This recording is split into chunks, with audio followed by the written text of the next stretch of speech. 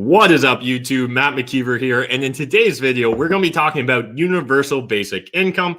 This recently all occurred because the Liberals had their virtual party meeting over the weekend, and they voted 77% in favor of you get free money. You get free money. Actually, everyone pretty much gets free money. But what we're going to be exploring in today's video is some of the implications of potentially UBI. So one, this is non-binding right now, just like back in 2018, when they promised all my drugs would be decriminalized. That never actually happened. Most of the drugs that I still like are illegal. But anyways, in today's video, we're going to be exploring UBI and this potential implementation from the federal liberal government. And what I want to explore is whether this is a good idea. Those of you that have been watching me for a while, you probably know that I don't think doing anything at the end of the COVID-19 gun is a wise choice to make at this point in time. And I really do feel like that's what the Liberals are looking to do here is, you know, I believe it was Winston Churchill said, never let a good disaster go to waste, something to that effect. Never let a good emergency go to waste. And the Liberals really don't want to let this one go to waste either. So let's jump into it. Links in the video description down below as always, guys. But all you need to kind of Google is Canada Liberals UBI. You'll find lots of stories on it. So first thing I just want to cover here, global news, just kind of highlighting that, you know, the parliamentary budget officer last week concluded that universal basic income could almost half Canada's poverty rate in just 1 year, but at a steep cost of $85 billion in 2021 to 2022 and raising to $93 billion in 2025 to 26.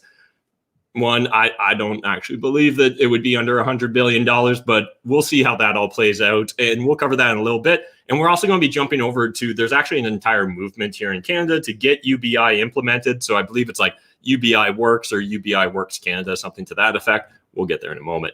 But secondly, I forgot to zoom in. Let's zoom in a little bit here. But so first of all, who's ever in charge of picking photos at CBC, low key, I love you, bro. I really appreciate that you used a photo of the We controversy just so you could kind of put it in there, even though it has nothing to do with this story.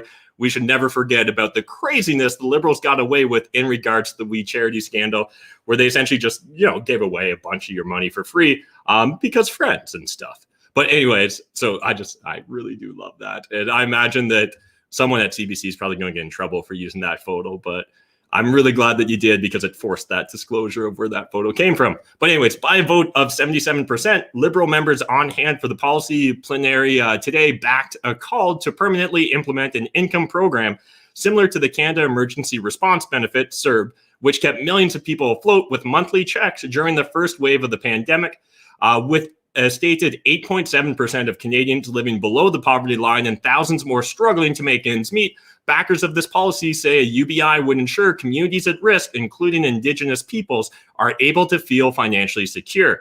Given the success of CERB program, a UBI will assist seniors and low-income Canadians maintain an adequate standard of living, regardless of working status, the resolution reads. And as we all know, government, when they're there to fix your problems, it always just works out perfectly. Remember that 2 weeks to flatten the curve thing? Yeah, totally. So anyways, a program to send checks to all families is completely consistent with our values as a party, is what was said by Alex Spears of the Young Liberals of Canada, you know, in regards to what's going on with UBI. So a program just to send checks to all families is completely consistent with our values. So you remember when I said you get free money, you get free money, you get free money? It sounds like we're really not too far away. And I just have one question. Why stop at $2,000? I'd much rather us each get $2 million a month. That way I know I can pour all my money into Bitcoin faster than you guys. And I'll see you on the other side of Bitcoin and the Canadian dollar crash.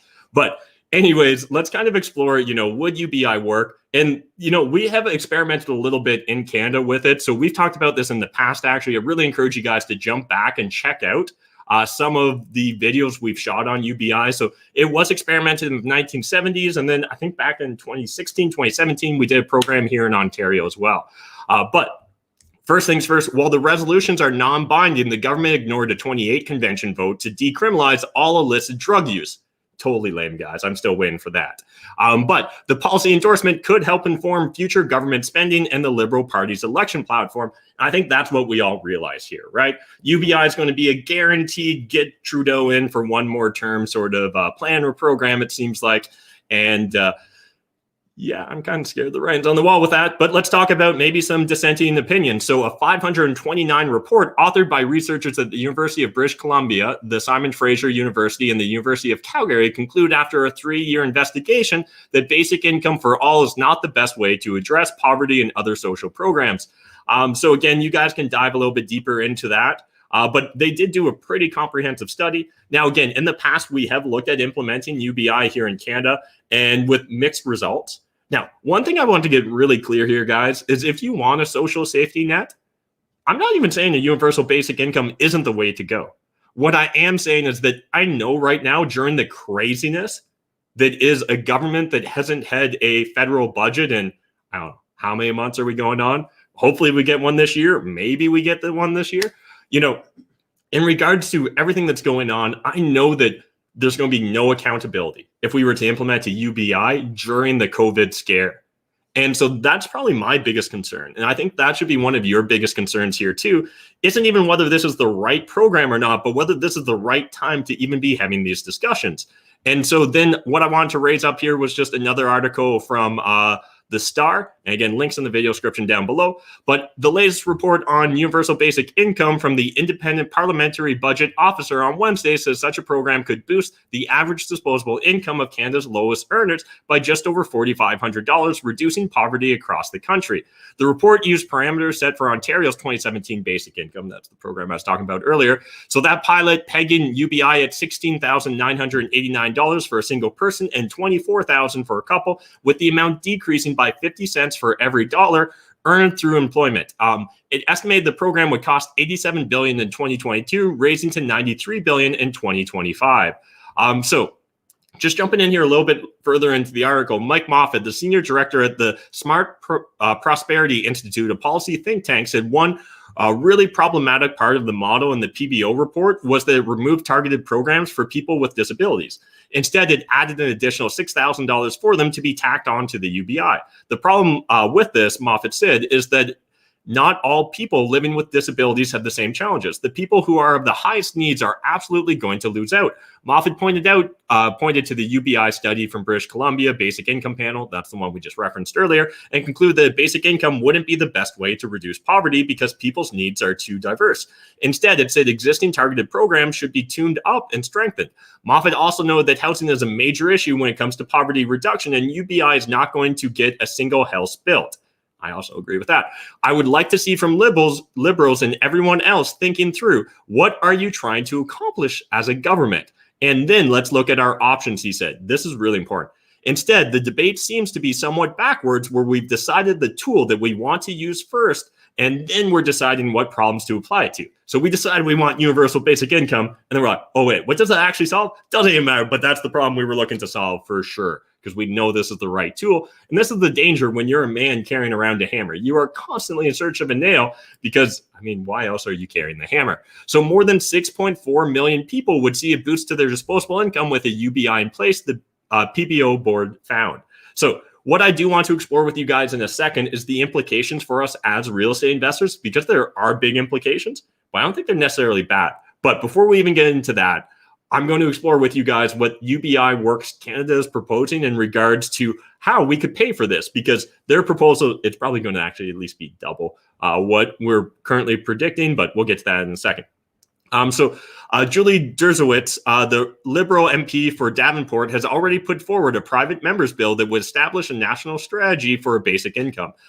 She hopes that it's passed into law. Her bill would allow for pilot projects to take place across the country, she said. If anything, the report that the PBO board put out this morning made me double down on believing that my bill is really necessary.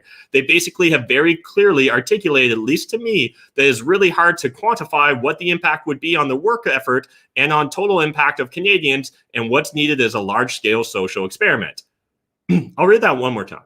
They basically have very clearly articulated, at least to me, that it really is hard to quantify what the impact would be on the work effort and on total impact of Canadians. And what's needed is a large-scale social experiment.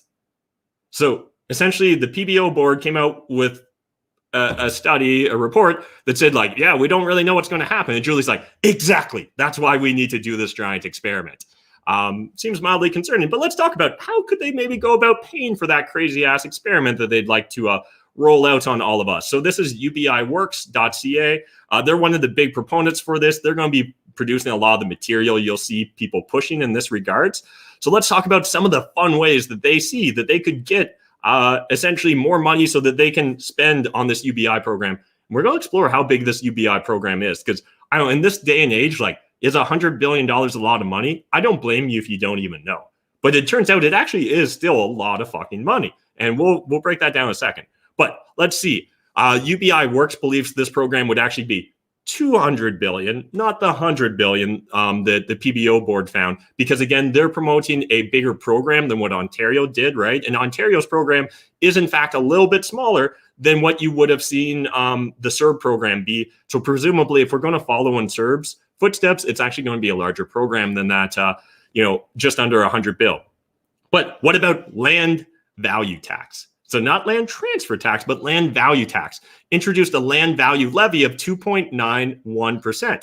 So essentially the idea here is that on the value of land, not property, shares in the unearned appreciation of land, 76% of our nation's wealth is in real estate, a land value tax would slow the rise of property values. It doesn't. It actually just passes the cost on to the end user. We're not going to stop paying more for land, guys. But this would be a great little tax grab, and guaranteed that we'd forget about this in a while and we'd have to come up with some new tax policies. But this is one. This would definitely impact you as a real estate investor, and that's something to be aware of. But let's look at number 2. Corporations and economic activity pay more. So why don't we just increase that pesky GST, HST? Remember how we were getting rid of it? Now let's double down on it. I want to see a 10% GST increase from current. So 10% GST increase from current. So just 10% more taxes on all your consumables. But this is probably going to get those rich people, right? No, this is going to hit the middle class and the poor just as much or more. So I love the fact that we're going to take a bunch of money from the middle class and the poor and then give it to the poor. This makes a lot of sense, guys. So we could also increase corporate income tax rate by 5%. Is what it is. You're probably not going to even hear a lot of people complain about that, because corporations are just evil things, right? They don't actually employ people. They don't give you jobs or anything. They're just evil things, right? They're not owned by small business owners that are trying to, keep their I forgot the word. What is it? When people used to get this stuff cut, it's been so long. Hairdressers? No, we've outlawed those a long time ago. But, they used to own corporations and stuff. Then we could also reduce federal business subsidies. So let's just cut out that corporate welfare. Again, whose corporate welfare? Who knows? But let's just cut it. Limit the dividend tax credit to the actual tax rate paid by the corporation. This is actually a little bit more complicated than they make it sound, but whatever. This is a relatively advanced tax strategy that probably is implemented by relatively wealthy individuals. Eliminate the tax advantages for foreign digital service companies. Okay. Increase carbon prices. That's going to go over well. Eliminate 50% of capital gains tax exemption corporate. So, the Liberals said that they didn't want to mess with capital gains. Now, again, none of those decisions are binding, so that can always change. We could also look at offshore tax changes, financial activities tax at 5% on the financial sector, and apply corporate tax on multinationals. Then what we've got is high income earners pay more. So introduce a 2% wealth tax above $12 million in net worth. So again, this maybe sounds great on paper, but what you guys don't understand is, if you're that NBA player or that NHL player, that MLB player, there's another one, I forget. We've got like 4 major sports, right? Anyways, if you're one of those major sports players or a major entertainer, if they're charging you 2% of your wealth every year, do you think Drake's going to stay in the 416 for very long? Right? If you're taking 2% of everything he owns every year just because he's Canadian, I don't know. I feel like we might see some rich people decide to Atlas shrug us and leave our tax jurisdiction. In fact, usually that's what happens when you implement taxes like these, but I wouldn't worry about that because rich people are all just evil. We could also have the federal tax expenditures on RSP tax breaks, because we know that only rich people save money in their RSPs. I won't cover the other RSP stuff. Lower threshold and increased rates on the highest tax brackets. Capital gains included at 70% of income provincially. Capital gains included at 70% of income federally. Again, there's implications for you guys too. If you own real estate, if you own stocks, if you own anything that could appreciate during a rapid period of inflation. Or remember that inflation, this is essentially them printing a whole bunch of money. So that money chases your assets inflate. They don't actually increase in real dollars, but they increase in fake fiat dollars. And essentially then they're going to tax us a whole bunch because we dared use their fiat dollars. Like, it's bizarre to me that during this printing press that we're having these conversations. But deduction of interest and carrying charges on investment income. This is honestly going to reduce the desire for individuals to invest in Canada. You will absolutely see investment dollars go to other jurisdictions if you do things like that. Eliminate the federal portion of the basic personal amount. Eliminate the provincial portion of the basic personal amount. So what this means is, like, everyone that's not low income is going to be taxed a bunch more. And that includes you as the middle class. Eliminate. Yeah, that's that. Reintroduce estate inheritance tax of 45% on estates worth more than $5 million. Now, again, this may be like, yeah, fuck those rich people when they die. You know, a lot of those rich people are small business owners or own farms that they're looking to pass down to the next generation. Have you paid attention to the cost of land right now? It's over $20,000 an acre in southwestern Ontario. That means that you've got, 250 acres of workable land, and you now have a $5 million estate. You can't even make a living wage off of 250 acres if you're just working it with the basic trinity of like soybeans, corn, wheat. You literally won't make a living wage if you've got any sort of debt servicing cost that you got to cover there. Reduce current government expenditures. We all know this is fake news. There's no way they're going to not spend money when they're going to spend a whole bunch of money. So I won't even waste your time on this. Tax environmental degradation or use of commons. So this all sounds cool, but there is implications, right? So introduce a land value levy of 1.82% on the value of land. So if they don't get away with that other land tax, let's charge a different land tax.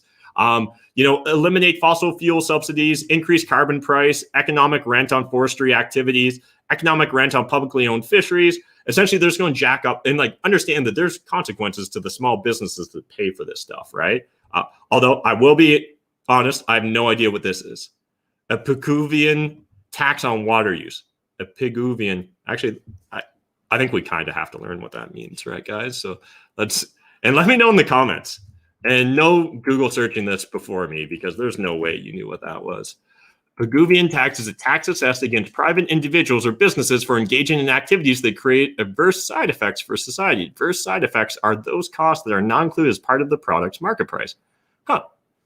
There you go. Actually, I guess I probably have seen that before. That chart looks very familiar. But anyways, it's been a while since my brain had to think about that word, obviously. So anyways, charging tax on things that are bad, though, we'll figure out what that is later.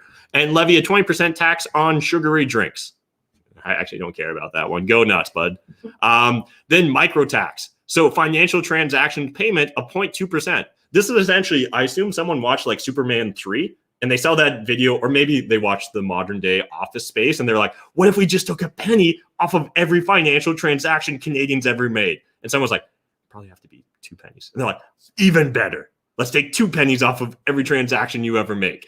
And this is just going to nickel and dime everyone, every direction. But this would be a great one because it'd be so easy to then just keep convincing yourself to go up by 0.1% more each time. Just every time you want a little bit more money, you're like, let's go up 0.1. No one will even know it's a 0.1. Or we could look at a federal compromise plan. So let's increase GST by 5% instead of 10%. Because, I don't know, maybe reasons. But again, the weird thing is they actually use this cumulatively. And at some point in time, they're going to say that if you implemented all these, you could save over like $900 billion or we would make more than $900 billion. Somehow they're going to like double our, anyways. You guys can read into all the reports. But anyways, again, capital gains tax, offshore taxes, more taxes, more taxes, more taxes. And then bonus $201 billion gross cost financing with no debt, no program cuts using collection of taxes. So a different federal GST increasing. And so again, these are just like all random plans. But here's the key takeaways. And I think this is actually important, guys. So what's this say again? Oh yeah, Canada's GDP in 2019 was 2,000 or 2 trillion, however you want to read that, 2,360 billion. And what was the entire government spending at all levels? 750 billion. And what's this program going to cost? 199 billion. So essentially you're talking about what? A pesky increase of like 20, 25, 30% spending? That's not a big deal. Or it's 8% of our GDP. Just think about it. If all of us just gave up 8% of all your work every year towards this program, we essentially would be able to afford it. this is interesting to me. At this point in time, I'm not even sure if, oh, I screwed that up, guys. At this point in time, I'm not even sure if I should be for or against this. Is that back on my screen now? Okay. At this point in time, I'm not even sure if I should be for or against this. What I'm trying to really figure out is like, can we save this government, or do we want it just to fall apart fast as possible? If we're voting fast as possible, I say, yeah, let's get out the money guns. Let's shoot at everyone. Maybe they can even figure out some sort of like airship deployment, right? Where we can just drop it from the sky. But if we actually want to try and save this government, if we want to save Canada, if we don't want to become debt slaves to the government for the rest of our lives, I think we do need to have some hard conversations about this. I think it's awesome that you guys want to give everyone $2,000 a month just because you're good people. However, I know that if I did that in my business wouldn't be in business very long if I just did things without real rhyme or reason. Now, again, I actually want to not come off as too critical on UBI. I think it's an interesting social safety net. I think that under the right circumstances, if you could truly reduce government spending, it may justify itself. But one, you're never going to be able to reduce or shrink other departments. Those are tiny little fiefdoms with other people that have vested interest in those, and they're not going to want to give up their tiny little kingdom that they've built a day, a week, a month, a year, a decade, an entire career building up. They're just not going to give up easily. That's the way it works all the time, right? And so what's going to end up happening is we're going to spend a bunch more, we're going to get a little bit more, but the net benefit is government is inefficient. So all that being said, I'm pretty sure they're going to push through the UBI. I think you guys know they're probably going to push through the UBI. I don't think any of us are really surprised about UBI talk, but I will circle back to real estate because this actually can help us. But I'd love to hear your thoughts. What's your over-under on UBI? When does it get rolled out? And will it be the silver bullet that makes sure Trudeau gets one more term? But let's talk about how this impacts us for real estate investing. So, as a real estate investor, cool.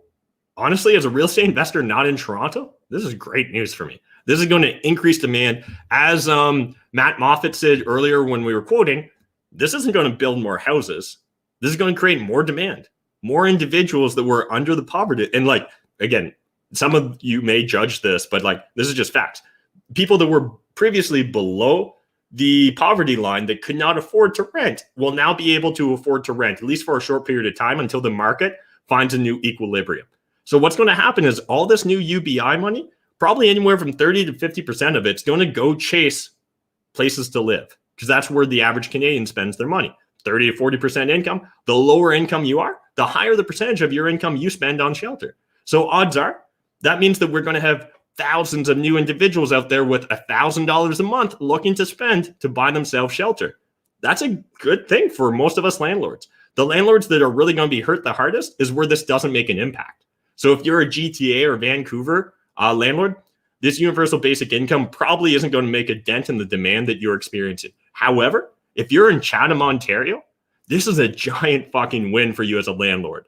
Because think about it, that means everyone in Chatham now has that base affordability. And if they're not, they'll choose not to work and get to that level of base affordability. So in fact, I think we're buying 100 units in Chatham this year. This guy's kind of smiling because of UBI. I'm not going to collect it. Maybe I'll play around with my taxes and even go on UBI.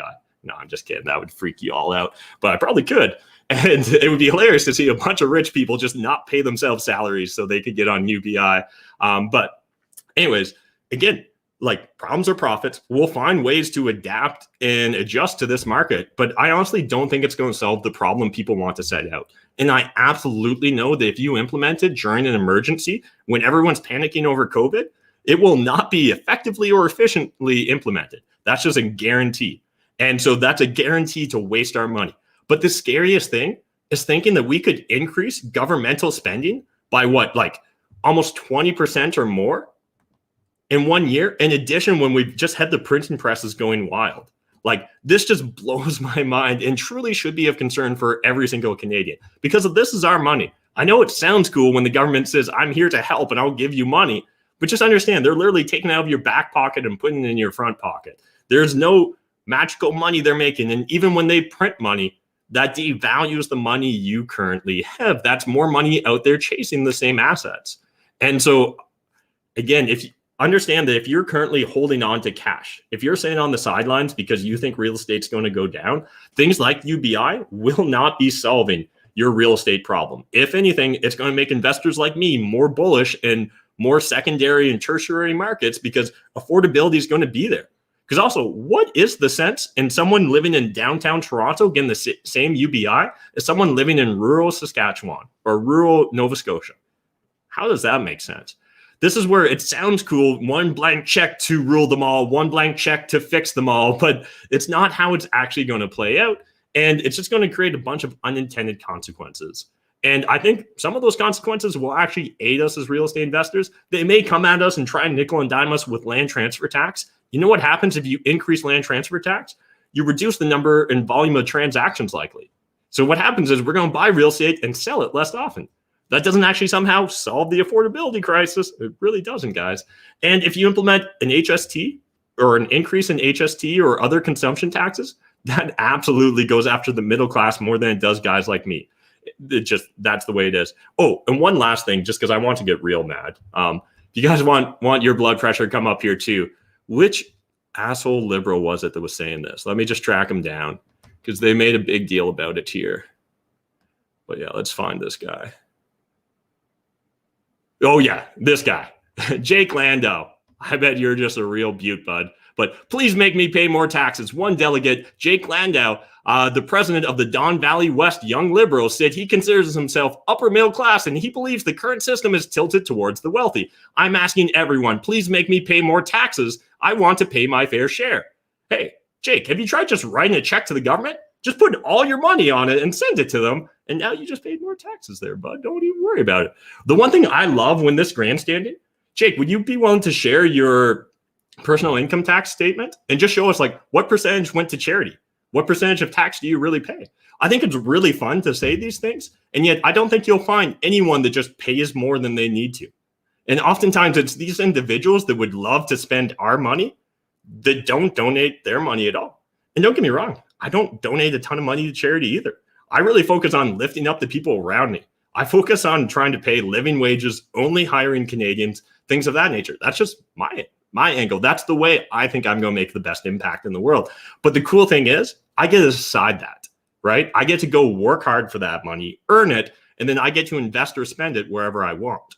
Jake Landau just wants to spend my money for me because he thinks he doesn't pay enough in taxes. Well, Jake, did you take every tax break available to you? Because you didn't have to. There's no law saying you got to take every tax break available. I think this grandstanding is complete bullshit, right? The same way that Biden in his grandstanding, and yet you look at the amount he donated to charity, right? Yeah. All right. So enough of that. I was about to go off and maybe get myself kicked off of YouTube. We need to be careful these days. But I really do appreciate you guys watching this video. If you're getting value from it, what I need you to do is smash that like button, hit subscribe if you're new to my channel, and let me know how is the UBI going to impact your real estate investment? Will I see you in Chatham? Or are you going to go to, where else are you going to go? Maybe Wallaceburg. There's going to be some affordable real estate in Wallaceburg off the UBI. So let me know your thoughts, your opinions in that comment section, and we'll see you guys live tomorrow.